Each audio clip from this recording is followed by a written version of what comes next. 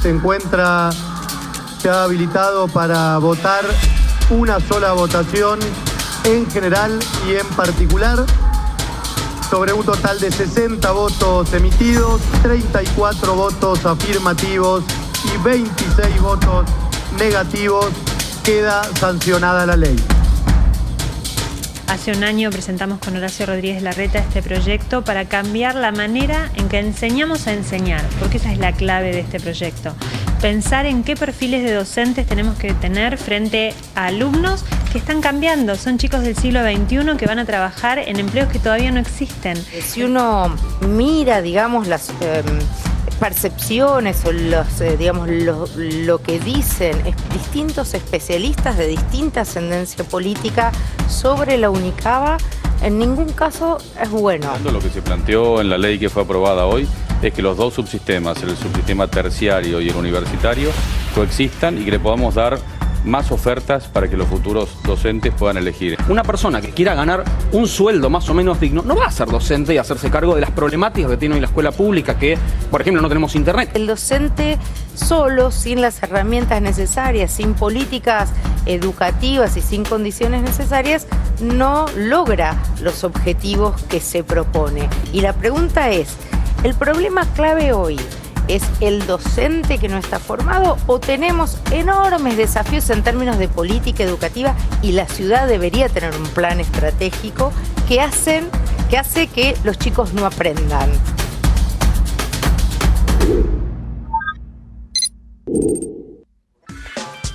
Bueno, se creó finalmente la UNICABA después de tantos meses de polémica, prácticamente un año, casi un año, desde el 22 de noviembre que se llevó el primer proyecto a la legislatura porteña. Soledad Acuña, muchas gracias por estar aquí. No, gracias a vos por invitarme. Soledad, ¿considerás un éxito esta sanción de la ley?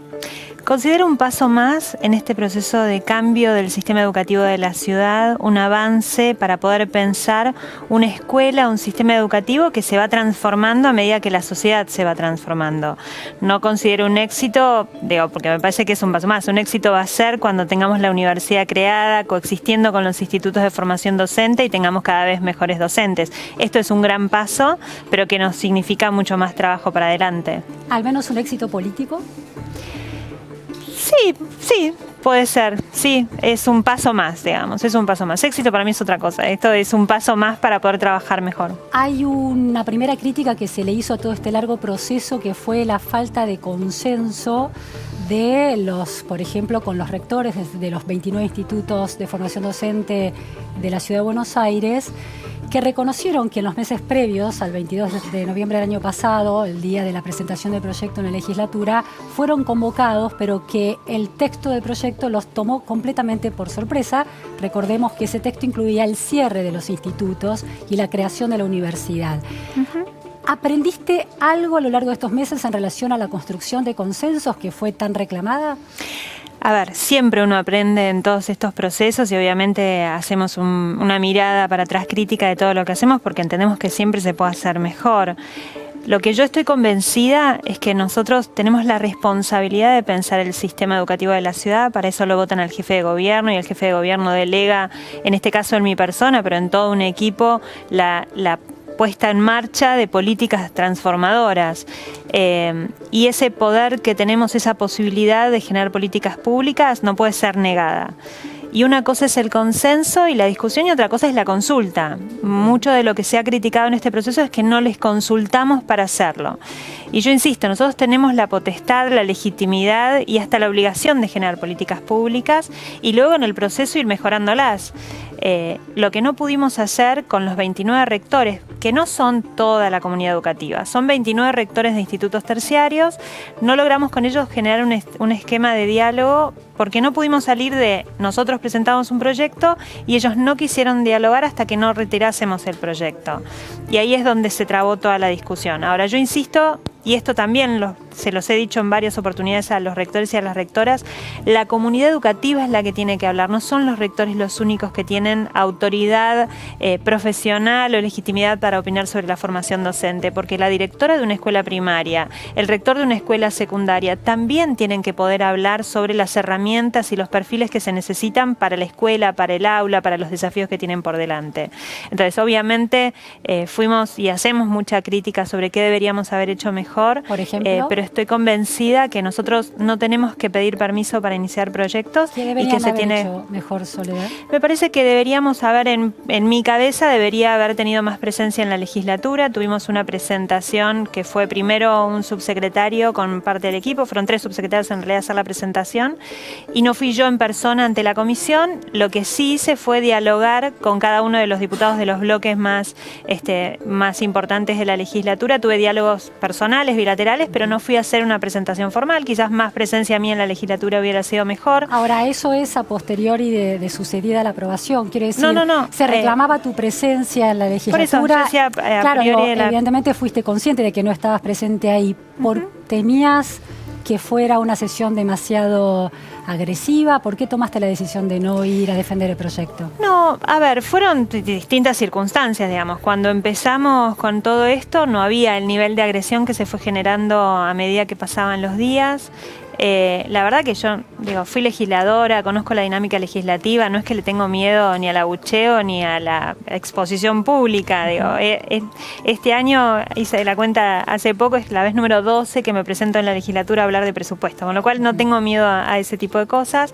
Me parecía que no se generaba el clima adecuado para el diálogo. O sea, me parece que en la legislatura, y a esto no nos podemos acostumbrar, las comisiones se transformaron en un espacio como de censura para el diálogo. O sea, vos vas con una opinión, si le gusta al público podés hablar, si no le gusta no podés hablar. Ahora, y eso no me generaba comodidad para expresar ideas, como podemos estar conversando en este momento, o como podíamos conversar en el ámbito de la OEI con los especialistas, o en algún esquema más reducido con diputados o con los propios rectores de los institutos. Soledad, este clima propicio para el diálogo, a ningún profesional que se considere digno de su tarea le gusta cuando siente un cuestionamiento un tanto estigmatizante por parte de la sociedad. Los periodistas, cuando somos acusados de algo, individualmente, aquellos que creemos que hacemos una tarea honesta y con responsabilidad, nos molesta particularmente. ¿Este clima de falta de diálogo no es también de alguna manera alentado tanto por el gobierno nacional como por la gestión educativa en ciudad o en provincia? Esta idea de que los docentes no quieren cambiar, de que los docentes son ceteristas, ¿no está instalado en el discurso político oficialista y no genera de alguna manera una falta de comunicación entre los sectores? A ver, no me dedico ¿hay una ni me responsabilidad de especializo, ustedes también? No me dedico al análisis de este tipo de cuestiones, digamos. Lo que sí yo tengo claro, y yo uso ese término en varias oportunidades, esta mirada de la obligación del Poder Ejecutivo de consultar a los gremios antes de tomar una decisión. Eso es lógica ceterista, debe ser una mirada anterior de política educativa. Yo he tenido muchas oportunidades de dialogar distintos temas con los docentes. Hemos discutido durante todo el año, por ejemplo, cómo aplicar la resolución 311 del Consejo Federal sobre la certificación en materia de discapacidad.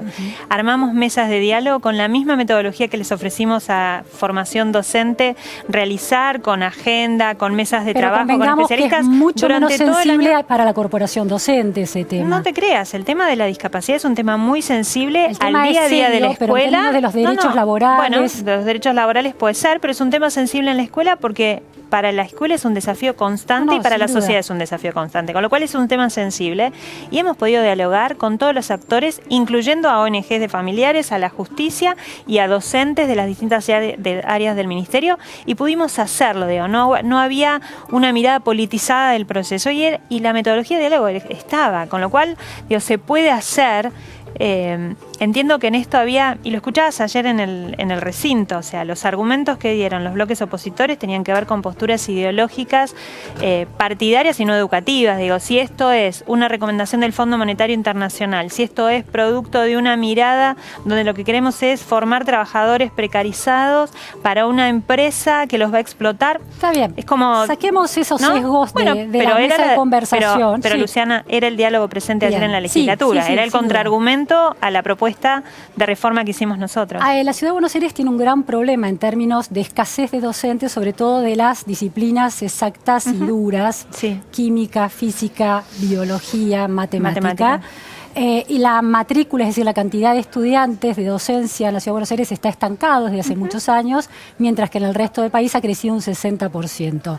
El proyecto de la creación de Unicaba pretende corregir esto asumiendo que una universidad per se jerarquiza y valoriza esa profesión docente y puede tentar a que los estudiantes que terminan el secundario tengan más ganas de estudiar. Ahora bien, hay innumerables se pueden contar, pero digo, muchas universidades del conurbano fueron creadas en los últimos años y claramente no tienen el prestigio ni la valoración social que tiene, por ejemplo, la Universidad de Buenos Aires.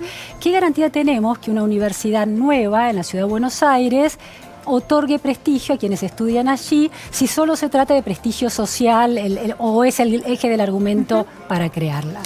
Es uno de los argumentos para crear la universidad. No es el único. Otro de los Pero argumentos, vamos a detenernos vamos en a este. A ver, las reglas de juego son las que garantizan que algo funcione o no funcione. Digo, yo en ese sentido soy institucionalista. Yo creo claramente que las reglas de juego, el diseño institucional, condicionan las actitudes de las personas y puede generar resultados distintos ante situaciones similares. Entonces yo creo que el prestigio de la universidad va a tener que ver con el diseño que hagamos, el formato de organización que hagamos, las condiciones de funcionamiento que hagamos, las condiciones de éxito que le pongamos a la universidad. El prestigio se va a ir construyendo. Claramente no nace con prestigio ni naturalmente por ser universidad lo va a tener. Va a depender de cómo lo construyamos.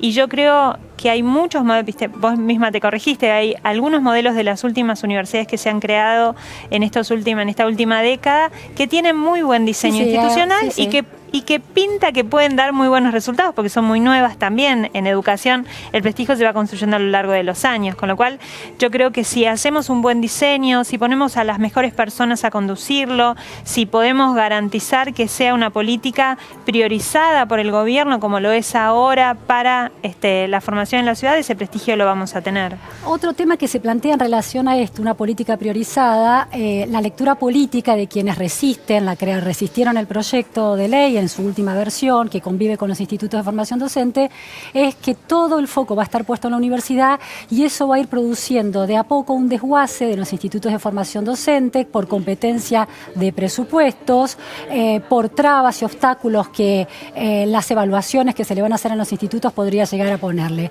¿Cómo ves esa lectura? Yo creo que es una lectura que analiza las evaluaciones de una forma muy noventista, ¿no? Como las evaluaciones solamente para generar consecuencias negativas o de cierre. Cuando nosotros venimos evaluando en la ciudad hace años y lo hacemos para poder mejorar, nosotros entendemos que la evaluación nos tiene que permitir hacer las cosas mejor, nos tiene que permitir entender qué es lo que está funcionando bien y qué es lo que tenemos que transformar. Y si hacemos esto y si encontramos mejores formas de hacer lo que estamos haciendo, no hay esta posibilidad de vamos a competir de forma desleal con la universidad y nos van a sacar recursos. Si pero hacemos las cosas bien, docente no recibe una buena calificación en la evaluación, va a haber un proceso de mejora, se va a decidir un cierre si no tiene alumnos, ¿qué va a pasar? No está pensado como evaluación institucional solo, sino evaluación de las carreras sobre todo. O sea, no hay que pensar solo cómo es cada uno de los 29, sino todo lo que pasa dentro de los 29. De los 29, el 50% de la matrícula está concentrado en 5 institutos y dentro de los 29 también hay muy pocas carreras que concentran la mayor cantidad de estudiantes que las eligen. Entonces lo que tenemos que pensar es esto, ¿cómo podemos ir mejorando para tener una oferta también más atractiva para los jóvenes, donde egresen más rápido o en los tiempos acordes a la cantidad de años previstos? Hoy vos decías la matrícula se estancó, la matrícula en realidad creció porque siguen entrando estudiantes pero no egresan, entonces hay más todavía todavía estudiantes, Hay un stock pero de hay un estudiantes stock, mayor. claro, que no se reciben. Entonces tenemos que hacer carreras que permitan que los estudiantes se egresen, que tengan una fluidez, que tengan relación con el sistema mucho más real que lo que pasa hoy, con todo el sistema educativo y no solamente con las escuelas que están vinculadas con los docentes que trabajan en los institutos. Soledad, el proyecto incluye esta instancia de evaluación y una agencia de evaluación de los institutos de formación docente con Mariano Palamides, y va a ser así efectivamente el director de esta institución. ¿Por qué la Ciudad de Buenos Aires, que tiene una ley aprobada para la creación de un instituto de calidad educativa, no ha implementado esa ley, sigue teniendo una unidad de evaluación, no ha elegido por concurso un director, un secretario de evaluación como lo estipulaba la ley, y ahora genera otra estructura evaluativa sin haber cumplido la ley? ¿Por qué está pasando eso? Primero que la ley sí se cumple. Lo que Pero no hicimos con la unidad de a ver. evaluación es hacer el concurso para la elección del Exactamente. titular. Todo lo demás sí se está Pero es muy cumpliendo y clave se esa va elección. institucionalizando. Sí, por supuesto, pero todo el resto de los aspectos se están institucionalizando todos los días y cada vez más, y la unidad está funcionando como esperábamos que funcionara desde el momento de la sanción de la ley y antes también cuando ya lo habíamos ¿Cuándo se va a hacer creado. el concurso de director del Instituto de Evaluación? No lo tenemos previsto, pero no porque no sea una decisión no hacerlo, digo, está en Uno de el los marco puntos de más la claves agenda. del Sí, proyecto, pero esa ley. no es el único. Vos sabés que lo más importante de la unidad es lo que produce, lo que genera.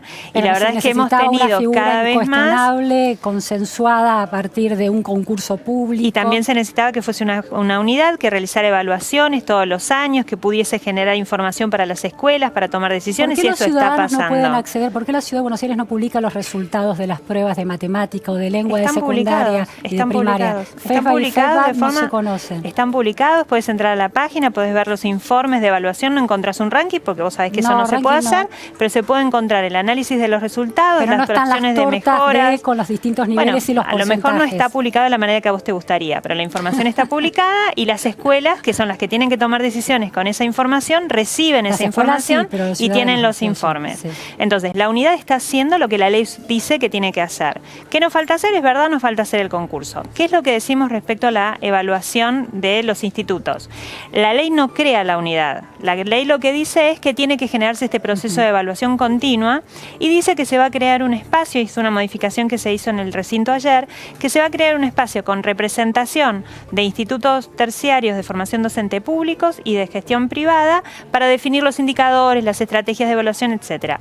Nuestra idea es armar una unidad, no está en la ley, sino estamos pensando en la reglamentación a cargo de Mariano Palamidesi, donde no solamente la evaluación esté en este ámbito, en esta institucionalidad que tenemos que crear, sino que también todo lo que tenga que ver con las estrategias de mejora. Entonces, lo que estamos pensando en ese armado es mucho más que la evaluación Sí, una sola, evaluación. sino la gestión de los procesos de mejora también. Por eso no está en la ley, es la reglamentación. La ley lo que nos impone Soledad, es la obligatoriedad del proceso de evaluación. Una última pregunta, dado que se cuestiona la formación docente porque, bueno, los procesos de aprendizaje no terminan de dar resultados. ¿Qué porcentajes de chicos de primaria del último año y de chicos del secundario del último año están en niveles bajos de aprendizaje de la matemática en la Ciudad de Buenos Aires, de acuerdo con los resultados de las pruebas que toma la ciudad? De FEB by FEB, Sí. no me recuerdo en este momento los números. Obviamente, de los que están por debajo de los conocimientos Sí. míos, no recuerdo los números. No Es un recuerdo los número números, importante. pero obviamente tenemos que mejorar y sobre todo en el ámbito de la matemática. Por eso coincidimos con el gobierno nacional que lo que tenemos que cambiar es la forma en que enseñamos las matemáticas, y tiene mucho que ver con esto que planteamos en la reforma de la formación docente, que es pensar cómo enseñamos a enseñar y no solamente pensar que son los chicos los que están aprendiendo mal, sino desde la práctica docente, desde la estrategia de enseñanza, cómo les planteamos desde el jardín el pensamiento lógico-matemático, el pensamiento científico, para que después podamos tener vocaciones científicas, por ejemplo. Muchísimas gracias, Soledad. Gracias a vos, Fue la Luciana. ministra Soledad Acuña en Más Info. Vamos a un corte y volvemos enseguida.